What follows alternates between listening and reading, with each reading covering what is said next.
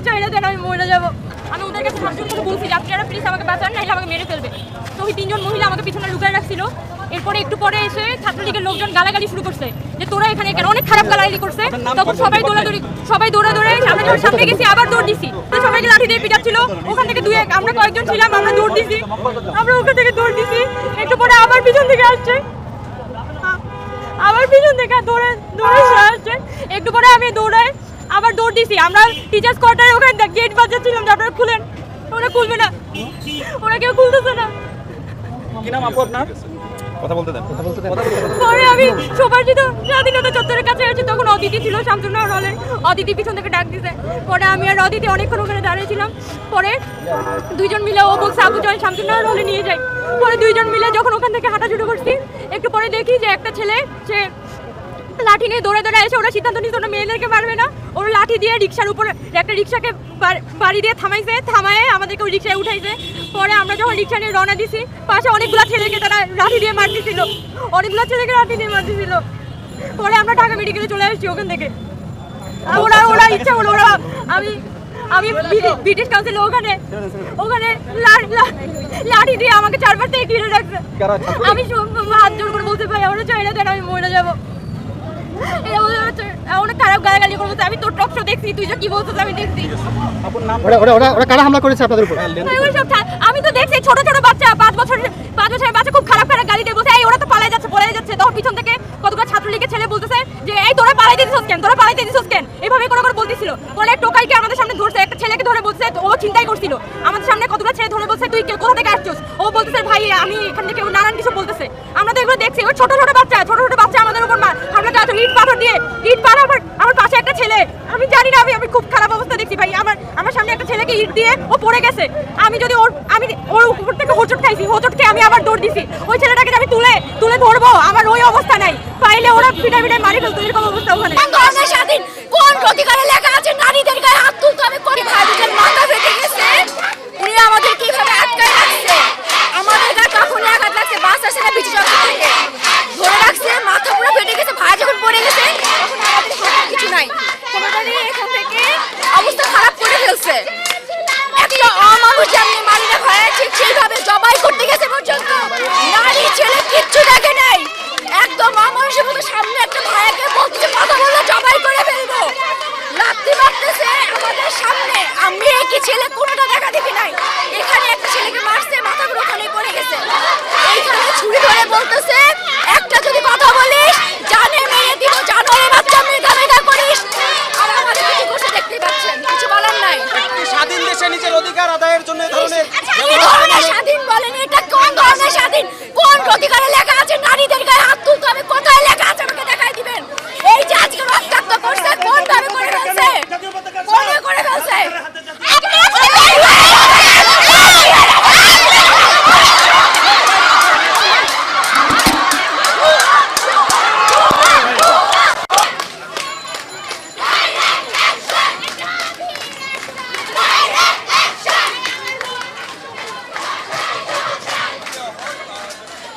শিক্ষার্থী যারা রয়েছে তারা কিন্তু একটি যৌক্তিক দাবি আদায়ের লক্ষ্যেই লড়ছিল আসলে।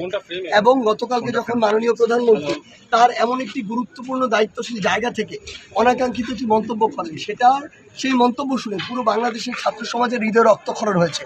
আমরা তার কাছে থেকে এটা কখনো প্রত্যাশাই করি না, বরং আমরা তার বিপরীত জায়গায় তার কাছে কোটা সংস্কারের যে যৌক্তিক দাবিটি সেটির একটি রায় প্রত্যাশা করছিলাম।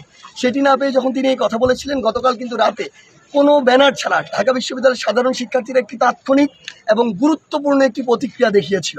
সেই জায়গা থেকে আজকে বৈষম্য বিরোধী ছাত্র আন্দোলনের যে ব্যানার, এই ব্যানারে আমাদের একটি বিক্ষোভ মিছিল ছিল। আমরা জানি যে আমাদের মিছিলটি সেখানে 12টা থেকে ছিল এবং 3টায় ছাত্রলীগের প্রোগ্রাম ছিল। আমরা কিন্তু সেখান থেকে 2:45 সেখান থেকে বের হয়ে গিয়েছি রাজু ভাস্কর্য থেকে। এরপর আমাদের যে প্ল্যান ছিল যে আমরা ভিসি চত্বর হয়ে শহীদ মিনারে যাব, কিন্তু আমরা ভিসি চত্বর যাওয়ার আগেই জানতে পারি যে বিজয় 71 হলে আমাদের বৈষম্য বিরোধী ছাত্র আন্দোলনের কয়েকজন সমন্বয়ক এবং সহ-সমন্বয়ক সহ বেশ কিছু শিক্ষার্থীকে আটকে রাখা হয়েছে এবং সেখানে ইট পাটকেল ছোড়ার যে বিষয়টি সেটি চলছে এবং বেশ কয়েকজন আহত হয়েছে। এখন দেখুন, এই সাধারণ শিক্ষার্থীরা তো একটি যৌক্তিক দাবি নিয়ে লড়ছে এবং তারা আমাদের সহযোদ্ধা। আমরা যদি তাদেরকে রেখে চলে যাই তাহলে তাদের সাথে অনেক বড় অনাকাঙ্ক্ষিত ঘটনা ঘটতে পারে। এটাকে সামনে রেখে আসলে আমরা সেখান থেকে রেজিস্ট্রার বিল্ডিংয়ের সামনে পর্যন্ত গিয়েছিলাম তাদেরকে নিয়ে আসার জন্য। কিন্তু এই স্টুডেন্টরা যখন যাওয়া শুরু করে তখনই সেখানে বিপরীত দিকে ইট পাটকেল এগুলো ছোড়াছুড়ি শুরু হয়ে যায় এবং এই ঘটনাটি তখনই নিয়ন্ত্রণের বাইরে চলে যায়। কিন্তু ঘটনাটি নিয়ন্ত্রণের মধ্যে থাকতো যদি এটি ঢাকা বিশ্ববিদ্যালয়ের অভ্যন্তরীণ শিক্ষার্থীদের দুই পক্ষের মধ্যে একটি লড়াই বা ইট পাটকেল ছোড়াছুড়ি হতো। সবচেয়ে বড় যে কাজটি করেছে এখানে বাংলাদেশ ছাত্রলীগ, ঢাকা বিশ্ববিদ্যালয় ছাত্রলীগ এবং ঢাকা মহানগর উত্তর দক্ষিণ ছাত্রলীগ মিলে শুধু ঢাকা শহর নয়, ঢাকার বাইরে থেকেও বাসে করে, ট্রাকে করে, পিকআপে করে অসংখ্য টোকাই নিয়ে এসেছে তারা, এবং তারা এগুলো নিয়ে এসেছে। এর সাথে তাদের দেশীয় অস্ত্র ছিল, আমরা দেখেছি ছুরি ছিল এবং পিস্তল পর্যন্ত ছিল তাদের সাথে। এবং এই মানুষগুলো ঢাকা বিশ্ববিদ্যালয়ে যারা আমার বোনেরা ছিল তাদেরকে তাদের শরীরে হাত দিয়েছে, তাদেরকে ইচ্ছামতো হেনস্থা করেছে, তাদের সম্ভ্রমহানি করেছে, আমাদের বোনদের রাস্তায় ধাক্কায় ফেলে দিয়ে তাদের উপর পাড়া দিয়ে চলে গেছে। আমরা ছবিতে অসংখ্য দেখেছি যে কিভাবে তারা একটি লাঠি নিয়ে আমাদের বোনদের গায়ে খোঁচাচ্ছে, কিভাবে বোনদের বিভিন্ন শরীর স্পর্শ করছে, কিভাবে আমাদের বোনরা ভয়ে নিঃশ্বাস নিতে পারছে এমন একটি অবস্থা। এই জায়গাটি তৈরি করেছে ছাত্রলীগ, এই দায় ছাত্রলীগকে নিতে হবে এবং এটার জন্য শুধু ঢাকা বিশ্ববিদ্যালয় নয়, পুরো জাতির কাছে ছাত্রলীগের ক্ষমা চাইতে হবে। ছাত্রলীগের ইতিহাসে এটি একটি কলঙ্কজনক অধ্যায় হয়ে সারা জীবন থাকবে। যেই ছাত্রলীগের কথা আমরা বলে থাকতাম আগে যে বঙ্গবন্ধুর হাতে গড়া ছাত্রলীগ, কিন্তু আমরা এখন আমাদের জায়গা থেকে বিশ্বাস করি যে বর্তমান ছাত্রলীগ যে কাজগুলো আজকে করেছে শুধু ঢাকা বিশ্ববিদ্যালয় নয়, পুরো বাংলাদেশে এই ছাত্রলীগ আমার মনে হয় যে ছাত্রলীগের নামের বা ইতিহাসের যে একটি জায়গা সেটিকে চুনকালি মাখিয়ে দিয়েছে আজকে। এই চুনকালিগুলো মাখিয়েছে আমার বোনের সম্ভ্রমের উপর দিয়ে, আমার ভাইয়ের রক্তের উপর দিয়ে। এবং আমরা বিশ্বাস করি যে বাংলাদেশের ছাত্র জনতা এই ছাত্রলীগকে, যেই ছাত্রলীগ আসলে বাংলাদেশের ছাত্র সমাজকে ধারণ করে না, সেই ছাত্রলীগকে বয়কট করবে এবং অলরেডি করা শুরু করেছে।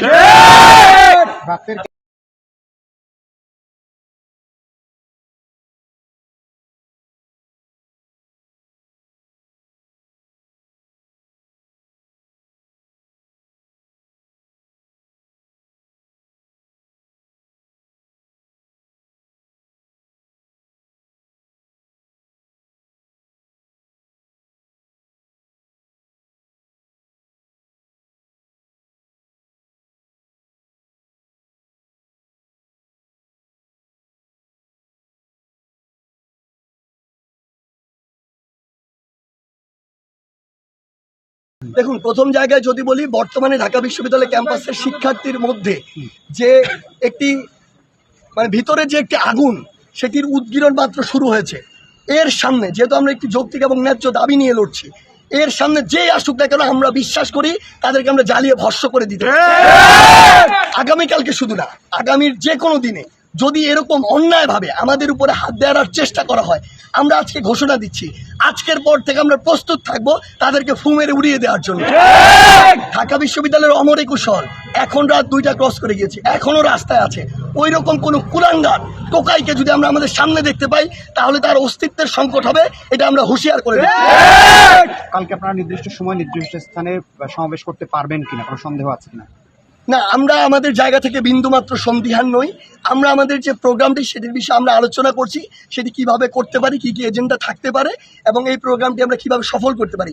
এবং এই প্রোগ্রামে আসার জন্য পুরো বাংলাদেশের ছাত্র সমাজ উদ্গ্রীব হয়ে আছে।